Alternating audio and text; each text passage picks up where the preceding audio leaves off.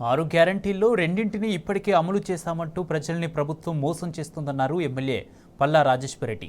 రాజీవ్ ఆరోగ్యశ్రీకి 20 కోట్లు కేటాయించి 60 కోట్ల ప్రచారం చేసుకున్నారని విమర్శించారు. కాంగ్రెస్ ప్రభుత్వానిది కేవలం ప్రచార ఆర్భాటం మాత్రమే అన్నారు. ఉచిత బస్సు పథకంతో ఉపాధి కోల్పోయి 21 మంది ఆటో డ్రైవర్లు ఆత్మహత్య చేసుకున్నారని, వారి కుటుంబాలకు 20 లక్షల చొప్పున ఎక్స్గ్రేషియా ఇవ్వాలని డిమాండ్ చేశారు పల్లా.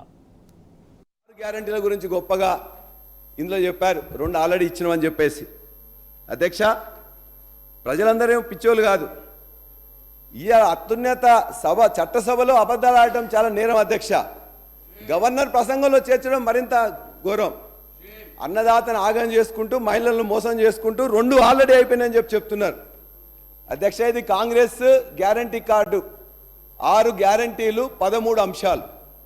ఆ 13 అంశాల్లో ఒక్క అంశం, మొదటి దాంట్లో మహాలక్ష్మి అనే దాంట్లో 2500 ప్రతి మహిళకి ఇవ్వాలని, 500 రూపాయలు గ్యాస్ సిలిండర్ ఇవ్వాలని, మూడోది ఉచిత బస్సు ప్రయాణం. రైట్, ఒక గ్యారంటీలో ఒక పథకాన్ని మీరు అమలు చేశారు. 15 కోట్ల మంది ప్రయాణించారు, బాగుంది. అదేవిధంగా ఇంకొకటి కూడా మీరు చెప్పారు, రాజీవ్ ఆరోగ్యశ్రీ ద్వారా మేము 10 లక్షల రూపాయలు, చేయూత అనే పథకం ద్వారా, చేయూత అనే పథకంలో రెండో భాగం, మొదటి భాగం 4000 మందికి ఇస్తా అని చెప్పారు.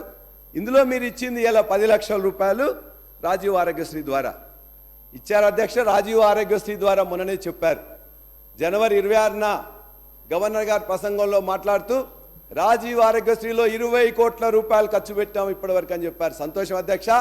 20 కోట్లు ఖర్చు పెట్టారు, 60 కోట్ల ప్రచారం చేసుకున్నారు. ఎక్కడ అధ్యక్ష, ఇవాళ భారతదేశంలో ఎక్కడ చూసినా కూడా మొత్తం కూడా ఇలా 2 హామీల అమలు, 2 హామీల అమలు చెప్తున్నారు. ఇవాళ మీరు ఎక్కడ ఏ టీవీలో చూసినా, ఏ పేపర్లో చూసినా, ఏ హోర్డింగ్ చూసినా, ఏ బస్సు చూసినా, ఎక్కడ చూసినా ప్రచార పటాటోపం తప్ప 13 అంశాలలో ఒక 2 చేసినాం అని ఎట్లా చెప్పడానికి మనసొక్కుతాంది? దాన్ని గవర్నర్ ప్రసంగంలో ఎట్లా చేర్చిందని చెప్పేసి కూడా మిమ్మల్ని ప్రశ్నిస్తున్నాం అధ్యక్ష. ఇవాళ మహిళలకు బస్సులు ఇచ్చారు, బ్రహ్మాండంగా ఉన్నది. కానీ అక్కడ మొత్తం కూడా ఇబ్బందులు పడుతున్నారు. బస్సుల సంఖ్య పెంచలేదు, బస్సుల ట్రిప్పులు పెంచలేదు. ఇవాళ వాటి ఇంకా చాలా చోట్ల కూడా ఇలా తగ్గిన సమస్య ఉన్నది.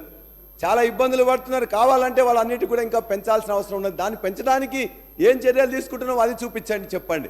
ఇవాళ దీని ద్వారా 6.5 లక్షల మంది ఇవాళ డ్రైవర్లు, ఆటో డ్రైవర్లు మొత్తం కూడా రోడ్డు మీదకి వచ్చారు అధ్యక్ష. ఇవాళ వాళ్ళందరికీ కూడా 6.5 లక్షల మందిలో అనేక మంది, కొంతమందికి మాత్రమే సొంత వాహనాలు, సొంత ఆటోలు ఉన్నాయి. కొంతమంది రుణం తీసుకున్నారు. కొంతమంది ఇవాళ డైరెక్ట్గా వాళ్ళందరూ కూడా రోజుకి 300 రూపాయలు ఖర్చు పెట్టి వాళ్ళందరూ కూడా కిరాయి తీసుకుంటారు అధ్యక్ష. ఇవాళ నిన్నటి వరకు 21 మంది ఆటో డ్రైవర్లు ఆత్మహత్య చేసుకున్నారు.